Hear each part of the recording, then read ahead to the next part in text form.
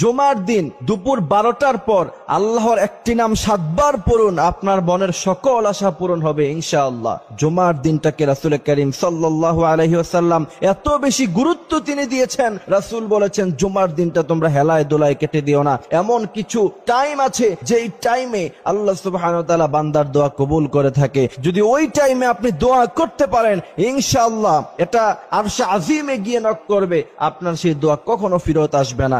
এই জন্য জুমার দিন হেলায় দোলায় না কাটিয়ে আজান হওয়ার সাথে সাথে মসজিদের মধ্যে চলে যাবেন এবং 12টার পরে আল্লাহর এই নামটি 7 বার পড়বেন এবং তার আগে ছোট্ট একটি দোয়া শিখিয়ে দিব, সেই দোয়াটা পড়বেন ইনশাআল্লাহ। 100% যদি আপনি মন থেকে দোয়া করেন, কথা দিচ্ছি আল্লাহ সুবহানাহু ওয়া তাআলা আপনার সেই দোয়া কবুল করবে। হযরত আনাস রাদিয়াল্লাহু তাআলা আনহু থেকে সম্ভবত হাদিসটা এসেছে যে তিনি বলছেন যে আমি একবার মসজিদের মধ্যে বসেছিলাম, রাসূল করিম সাল্লাল্লাহু আলাইহি ওয়াসাল্লাম আমার পাশেই বসা ছিলেন, আরেক ব্যক্তি পাশে বসে দোয়া করছিলেন যে আল্লাহ আপনি আমারে জান্নাত দিয়েন, আল্লাহ আপনি আমার দুনিয়ার জীবন সুন্দর করে দেন।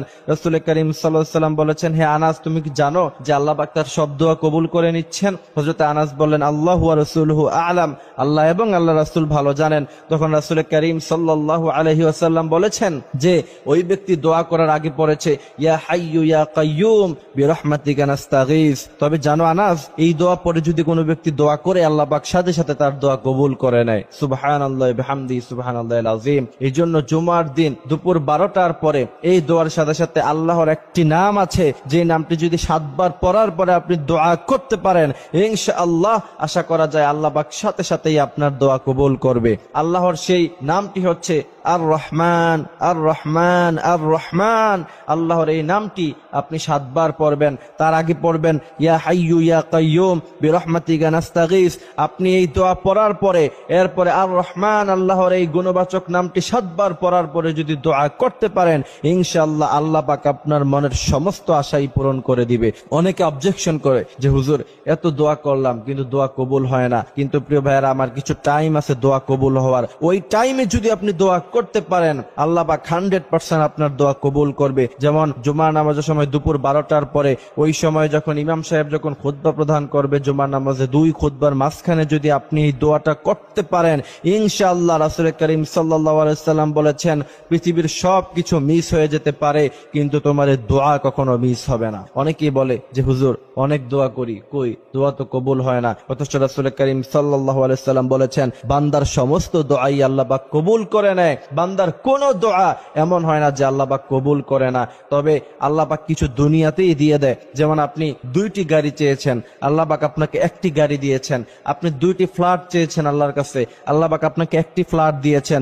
রাসূল করিম সাল্লাল্লাহু আলাইহি ওয়াসাল্লাম বলেছেন ওই যে অংশটুকুন আপনাকে দেয় নাই কিয়ামতের ময়দানে কঠিন বিভীষিকাময় দৃশ্যে আল্লাহ পাক আপনাকে ডেকে বলবে বান্দা এদিকে আসো, ওই যে তুমি দুনিয়ায় 2টি গাড়ি চেয়েছিলে আমি তোমাকে একটি দিয়েছিলাম, যাও আজকে আমি তোমাকে জান্নাত দিয়ে দিলাম। সুবহানাল্লাহি ওয়া বিহামদিহি সুবহানাল্লাহিল আযীম। যখন বান্দা চিৎকার দিয়ে বলবে আল্লাহ আপনি যদি আমাকে দুনিয়ায় কিচ্ছু না দিতেন তাহলে আমি আজকে কতই না খুশি হয়ে যেতাম। এই জন্য আমরা হতাশ হয়ে পড়ব না।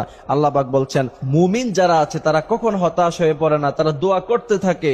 আপনি দেখেন ইউনূস আলাইহিস সালাতু ওয়াস সালাম মাছের পেটে চলে গেছেন, হতাশ হন নাই। ইব্রাহিম আলাইহিস সালাম আগুনের মধ্যে ফালিয়ে দেওয়া হয়েছে, হতাশ হয় না। এই জন্য আমরা কি তিনাদের চাইতে বেশি বড় বিপদে আছি? এই জন্যই তো আল্লাহ বলছেন ইয়া ইবাদিয়াল্লাযীনা আসরাফু আলা আনফুসিহিম লা তাকনাতু মির রাহমাতিল্লাহ। আমার বান্দারা তোমরা কখনো হতাশ হয়ে পড়বা না। হতাশ যদি হয়ে পড়ো মনে রাখবা শয়তান তোমাদেরকে ওয়াসওয়াসা দিতে দিতে জাহান্নাম পর্যন্ত নিয়ে পৌঁছাবে। এজন্যই আল্লাহ বলছেন ওয়ালিল্লাহি খাযাইনুস সামাওয়াতি ওয়াল আরদ। আমার বান্দারা আমার কাছে চাইতে তোমার সমস্যা কোথায়? গোটা পৃথিবীর মালিক যদি আমি তোমাকে বানিয়ে দেই, গোটা পৃথিবীর মধ্যে যত মানুষ আছে প্রত্যেকজন মানুষকে যদি আল্লাহ পাক এক একটি পৃথিবীর মালিক বানায়া দেয় তাও আল্লাহ পাকের খাজানা থেকে কিঞ্চিত পরিমাণ কমে যাবে না। এই বিশ্বাস এবং ইয়াকিন রেখে যদি আপনি আল্লাহর কাছে চাইতে পারেন ইনশাআল্লাহ দেখবেন আল্লাহ পাক আপনার মনের সকল আশাগুলি পূরণ করে দিচ্ছে।